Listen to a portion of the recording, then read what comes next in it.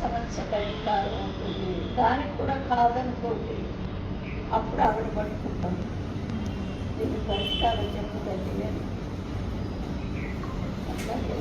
ఆవిడ ఎట్లా పెట్టారు, ధైర్య సాహస్య లక్ష్మి అని. ధైర్యం ఉన్నప్పుడు ఖచ్చితంగా అన్ని లక్ష్ములు అదే వచ్చేస్తాయి. ధైర్య లక్ష్మి ముఖ్యం. ఉండే తీరులో ఉంటే అన్నీ నెమ్మదిగా వెళ్తాయి. కానీ ఇంత బాధ్యత ఆవిడ మనకి ఇచ్చింది కాబట్టి ఆ బాధ్యతని కరెక్ట్గా మన మీద ఆధారపడ్డారు. అత్త, మామ, మరిది, భర్త, పిల్లలు. ఆవిడ ప్రపంచాన్ని ఎట్లా సృష్టించిందో ఇది కూడా మనకట్లా సృష్టించి ఒక బాధ్యత ఇచ్చి పంపించింది.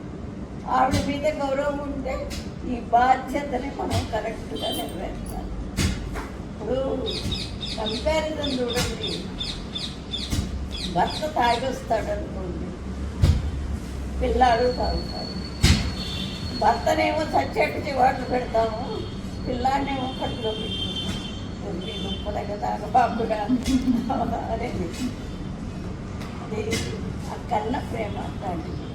అట్లాగే ఆవిడ కూడా మనల్ని సృష్టించింది కాబట్టి మనం ఎంత కష్టం వచ్చినా చేసినా ఆవిడని నమ్ముకుంటే ఖచ్చితంగా దోవ ఏర్పడుతుంది.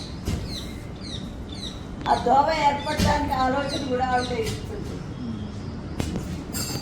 అందరూ ఊరికే మనకు ఒక సమస్య వస్తే పరిష్కారం ఖచ్చితంగా మొదలుస్తుంది.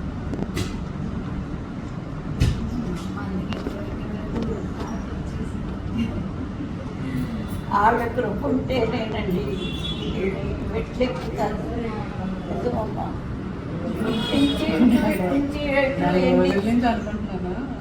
ఎన్ని రోజుల నుంచో తిరుగుతూ ఉంటారు, అయినా కానీ ఒక రోజున టక్కున వచ్చేస్తారు లోపలికి. ఎందుకు అంటే ఆవిడ కృప వాళ్ళ మీద కలిగితేనే టక్కున లోపలికి వస్తారు.